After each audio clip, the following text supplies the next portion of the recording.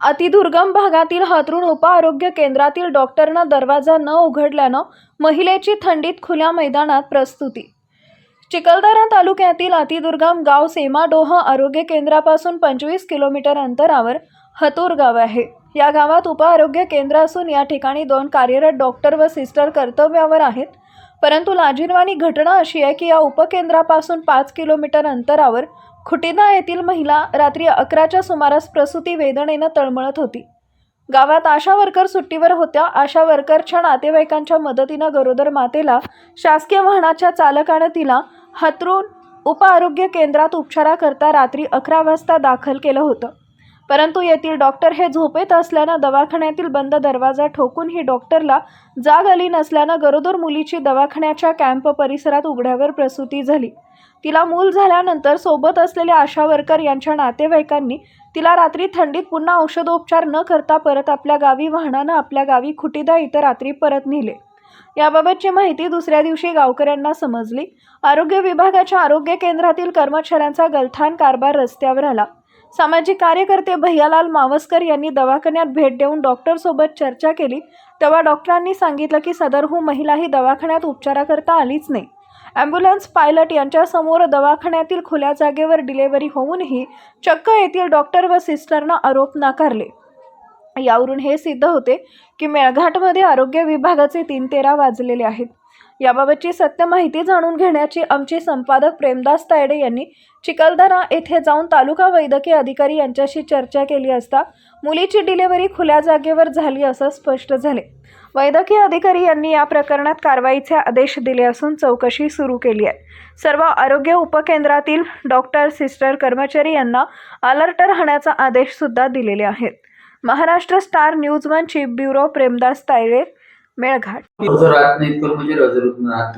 त्या दिवशी काय परिस्थिती होती? तर त्या दिवशी तिथे 2 डॉक्टर हजर होते, डॉक्टर काजल चव्हाण आणि डॉक्टर आशुतोष सोळंके, आणि त्याचबरोबर जे सिस्टर असतात त्या सुद्धा तिथे अवेलेबल होत्या। आशा वर्कर सोबत पेशंटच्या आशा वर्कर त्या दिवशी गावात नसल्यामुळे आशा वर्करनी आपल्या सुनेला पाठवलेले होते, तर ती सून त्या रुग्णासोबत होती। आता सर कर्मचारी काय परिस्थिती आहे सध्या आपल्या तालुक्यामध्ये?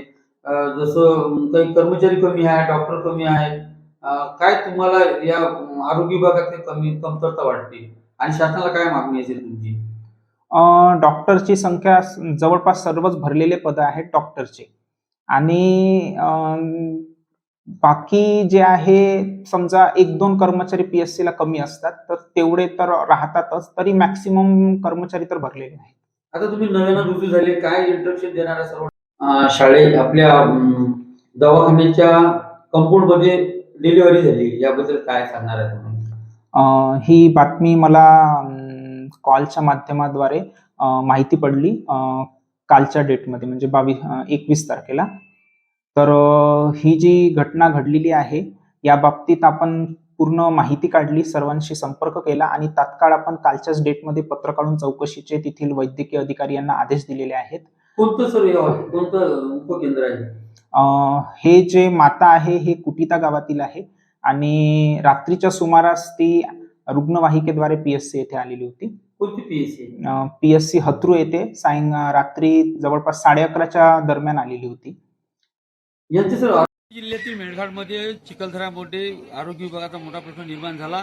काल 19 तारखेला अशी माहिती प्राप्त झाली की हतरू PSC अंतर्गत जे गाव आहे तिथे एका महिलेने गरोदर असताना उपचारासाठी येत असताना तिच्या या कॅम्पसमध्ये बाहेरच दवाखान्याच्या बाहेर डिलिव्हरी झाली होती, तिची प्रसूती झाली होती, आणि प्रसूतीच्या नंतर रात्रीच्या वेळी तेच बाळ घेऊन ते पुन्हा आपल्या खुटीदा गावात ते बाळ घेऊन गेले, आणि त्या ॲम्ब्युलन्स जे पायलट असतात त्या पायलटनं ते त्या डॉक्टरला न विचारता ते जे डिलिव्हरी झालेलं बाळ आहे ते स्वतः त्यांनी घरी घेऊन गेले।